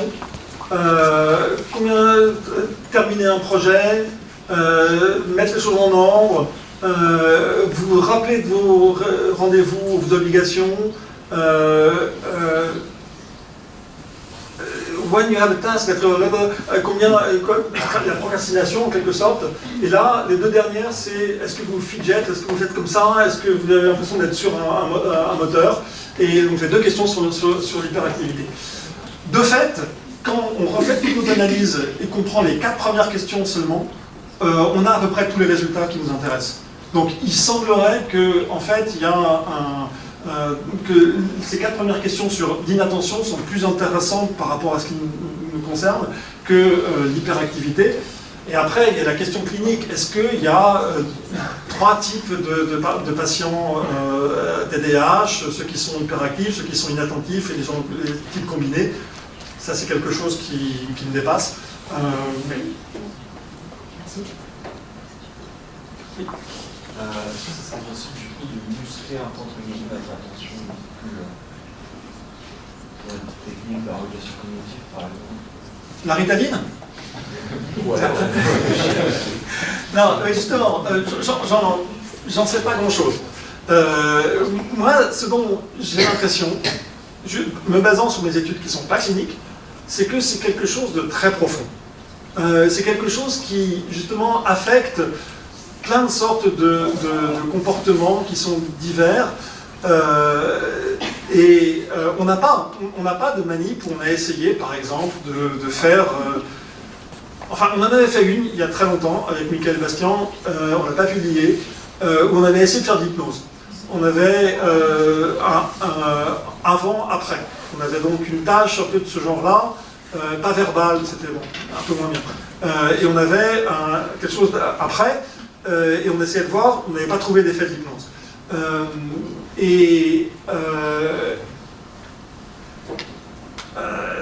Moi, j'ai tendance à cette question clinique et que c'est vraiment quelque chose de très très profond et que il y a quelque chose, c'est des noyaux sous-corticaux, les noyaux dopaminergiques sous-corticaux qui vont réguler justement ce processus d'accumulation et qu'il n'y a pas grand-chose à faire qui soit autre que...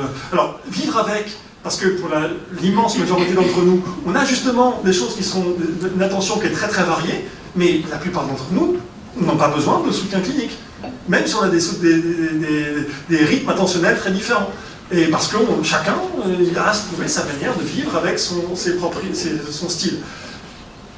Vivre avec, connaître qu'il y a des différences, s'adapter aux gens, donc pas leur demander des choses qu'ils ne peuvent pas faire.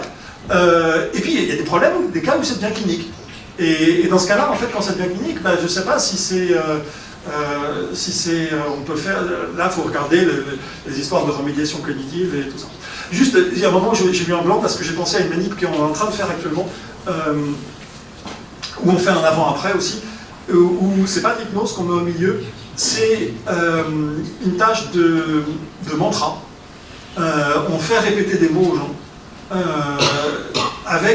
en partant du constat qu'il y a plein de pratiques religieuses, spirituelles, qui utilisent des mantras, des prières, et que, en tant que psychologue bêtement matérialiste que je suis, je me dis, bon, il y a un intérêt spirituel et tout ça, mais moi, je pense que si les gens le font, c'est que ça leur fait du bien.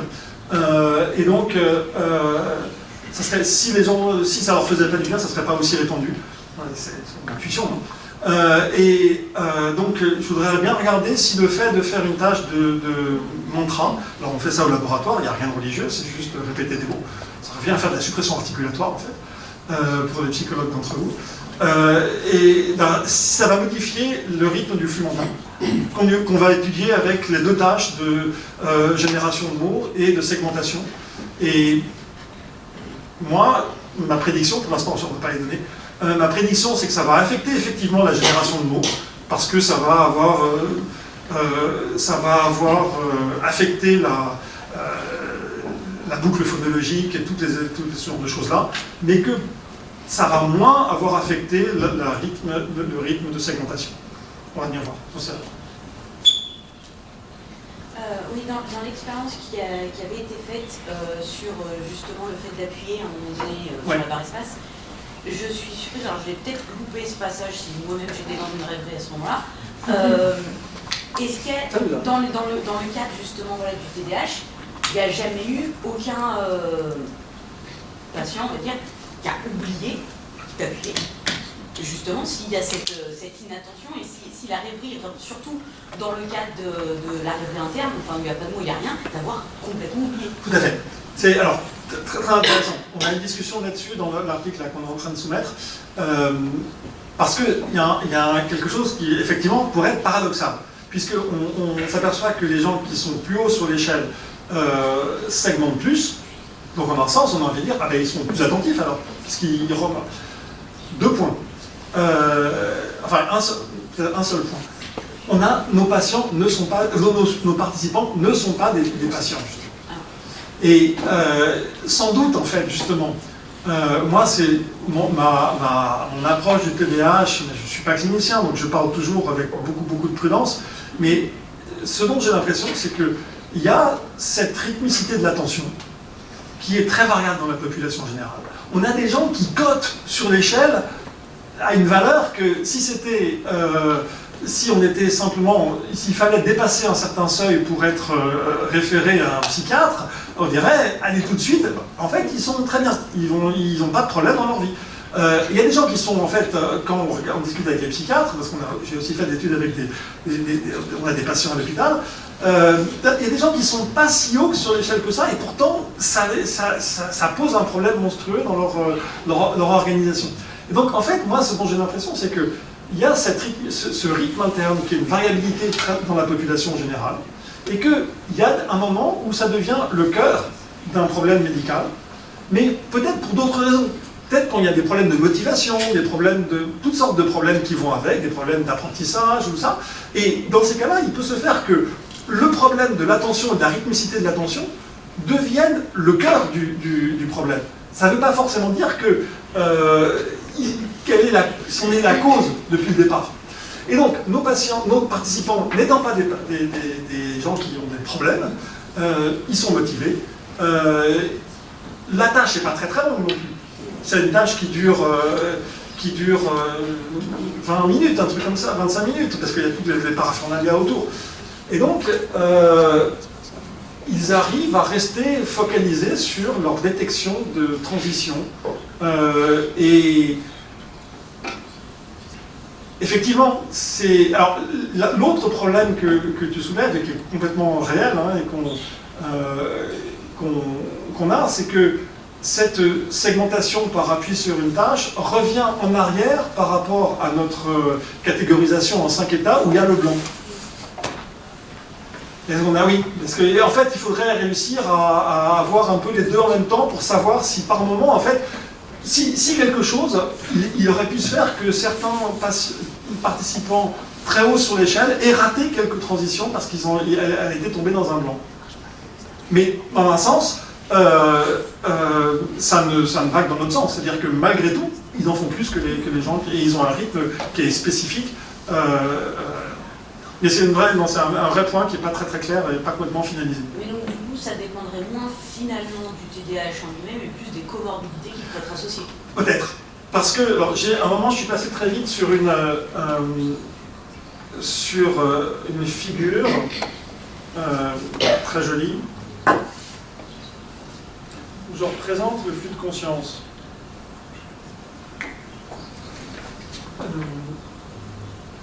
Et en fait, c'était une figure à l'origine que j'avais faite pour expliquer les problèmes, d'où viennent les blancs. Et en fait, l'une des origines des blancs, ça pourrait être un problème de métacognition. Vous êtes sondé à un moment donné, et vous ne savez pas, en fait, vous pensiez à quelque chose, mais brusquement, un problème de mémoire ou de métacognition, vous ne saviez pas à quoi vous pensiez. Donc en fait, il y avait un contenu, mais vous êtes incapable de le rapporter parce que, bizarre. Ou bien, il peut y avoir des vrais blancs où là, il n'y avait rien. Ou bien, il peut y avoir ces moments de saccade où on passe d'un truc à un autre, et comme ça va très vite, on ne sait pas à quoi on pense, ou bien de festination, ce genre de choses-là. Voilà, si on interrompt dans une saccade, on ne sait pas, c'est comme quand on va.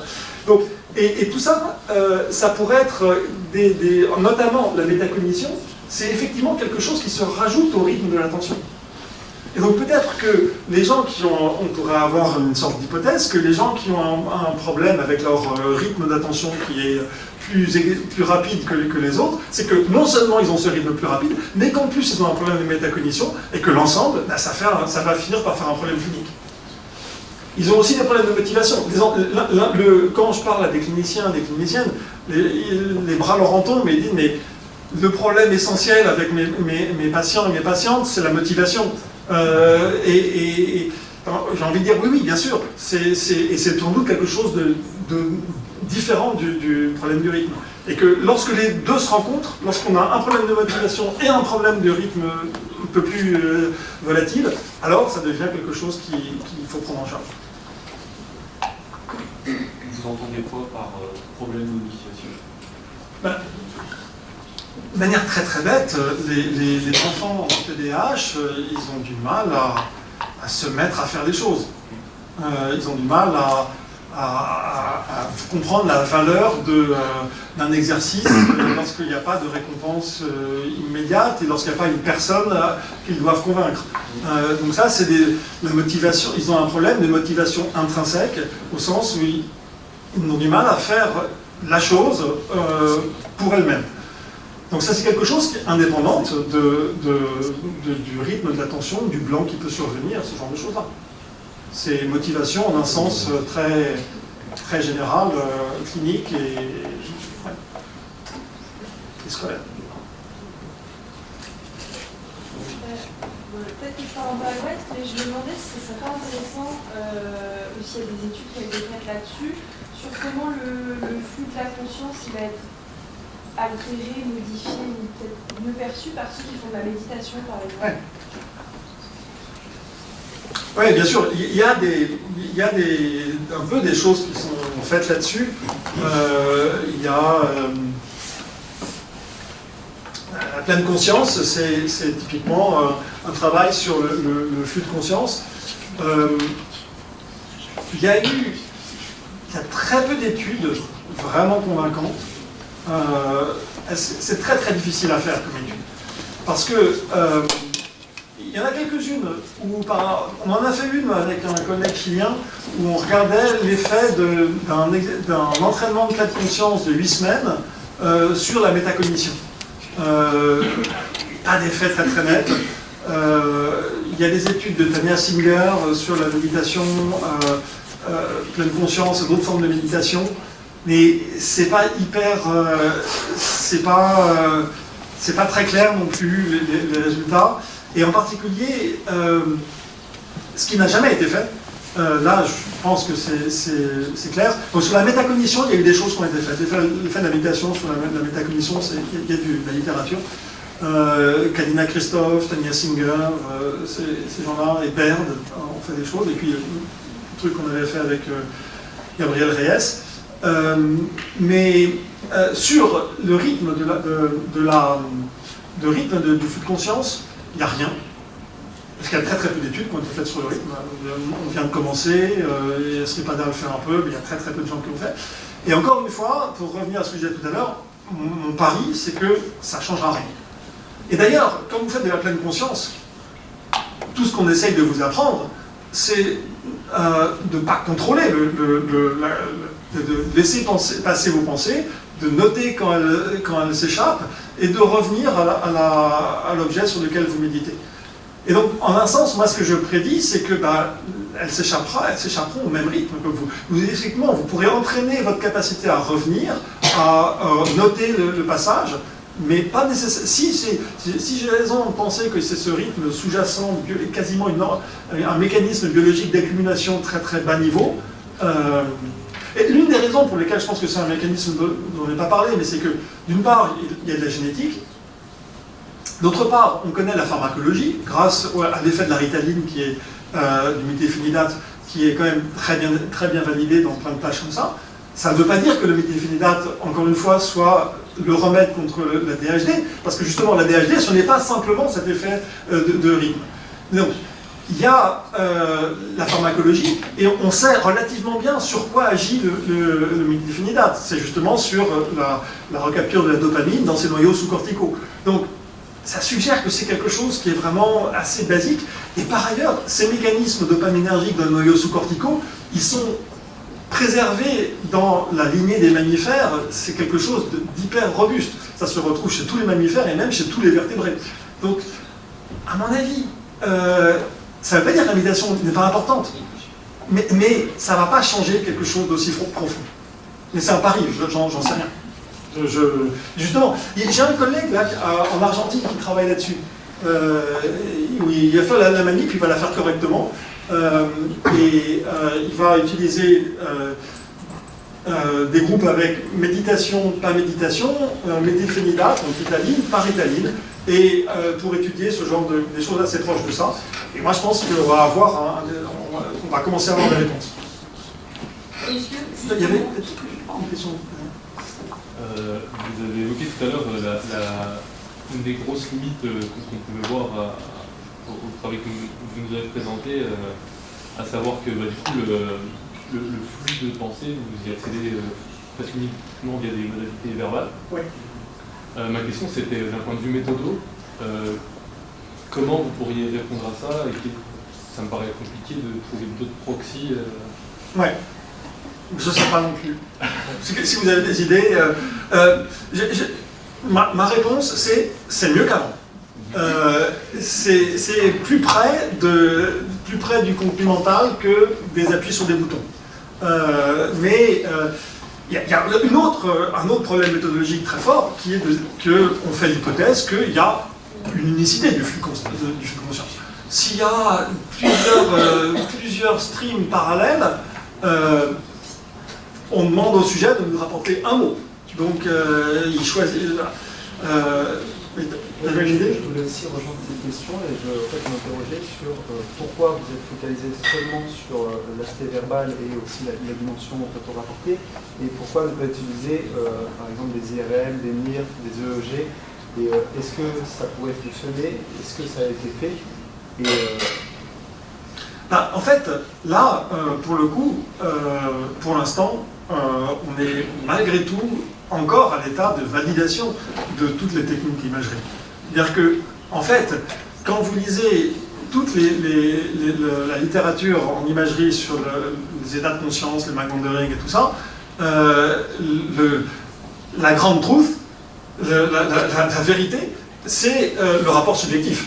Et ce qu'on essaye de regarder, c'est est-ce qu'on peut avoir des correspondances avec ce qu'on observe en imagerie. Peut-être que ça va changer. Peut-être que grâce au grand modèle de langage lié à l'imagerie, il y a de plus en plus, par exemple, moi je regarde avec beaucoup d'intérêt toute la littérature qui pour l'instant n'est pas encore suffisamment fine pour être intéressante pour moi, mais je regarde avec beaucoup d'intérêt parce qu'elle va le devenir, j'espère avant la fin de ma carrière, sur le décodage de la pensée en IRM ou en MEG.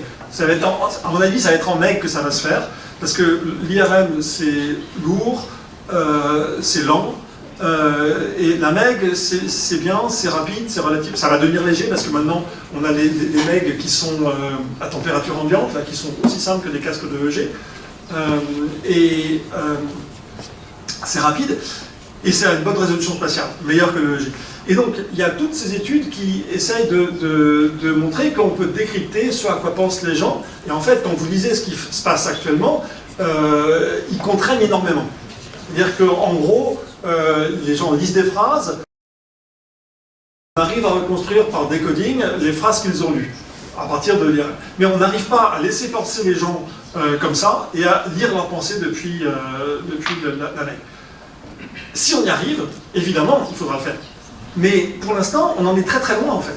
Et le meilleur accès qu'on puisse avoir au contenu mental, ça reste de demander aux gens. On pourrait demander aux gens de dessiner aussi, mais la plupart des gens sont beaucoup moins habiles pour dessiner que pour raconter. Je voulais rebondir sur justement tout ce qui allait être méditation. Surtout dans le cadre du TDAH, étant donné qu'on sait que le stimule, les autorégulations sont nécessaires justement pour la concentration, peut-être que c'est pas du tout en fait de cette manière qu'il faut orienter la méditation, mais plutôt avoir une mobilisation corporelle. Et alors, moi je viens des milieux des arts martiaux, et du coup de la méditation zen, j'en ai fait beaucoup, avec des exercices également d'Aikishin Daiso, où on va rester en statique pendant des heures et des heures et des heures. Ayant moi-même un TDAH, je peux vous dire que c'est la misère absolue à se faire vivre, parce qu'on a juste envie de mourir et de tuer les personnes en face. Par contre, à partir du moment où on a la mobilisation corporelle, qu'on n'est pas juste en tailleur, en train d'avoir l'impression que notre corps va mourir et que notre cerveau va exploser, quand on a cette mobilisation corporelle, et par exemple il y a un exercice qui est très bien pour ça, où on a un jaw sur la tête, c'est un bâton de 1,28 m sur la tête et qu'on est concentré à essayer de maintenir cette espèce de truc sur le crâne pendant pareil des heures, à terme, on a cet apaisement mental qui s'effectue parce qu'il y a cette mobilisation corporelle, parce qu'il y a toute cette concentration, l'intégralité corps-esprit est dirigée vers justement une seule et unique tâche, un seul et unique point, et du coup, après, post cet exercice, la concentration s'en retrouve meilleure. Et ça, on le voit, alors moi j'ai pu le voir dans les cours que je donnais de kido, la concentration est infiniment meilleure, notamment chez les enfants. Possible. Tout à fait. Moi, j'ai une approche hyper,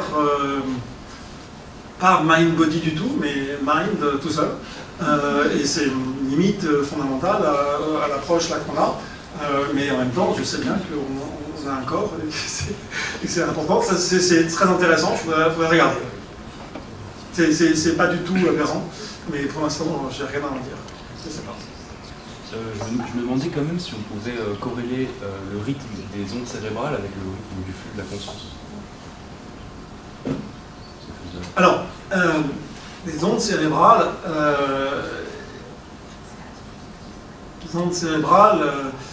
il y a une littérature sur le ratio d'état sur état dans l'EEG et le TDAH.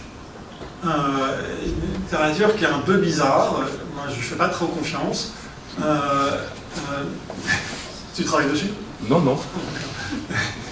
Et non, parce qu'elle donne lieu à des choses un peu bizarres, qui est du neurofeedback, et là, à mon avis, c'est prouvé que c'est n'importe quoi. Sinon, sur les ondes cérébrales, j'ai un collègue qui est très très intéressant, qui travaille sur des sujets qui sont assez proches. Lui, ce qu'il fait, il s'appelle Jacobo Sitt.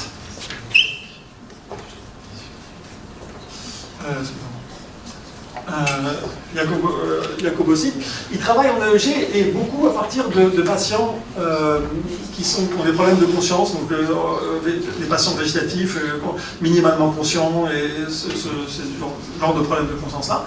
Et ce qu'il essaye de faire, à l'origine, c'est de trouver des marqueurs cérébraux de l'éveil, de prédire l'éveil, ce genre de choses.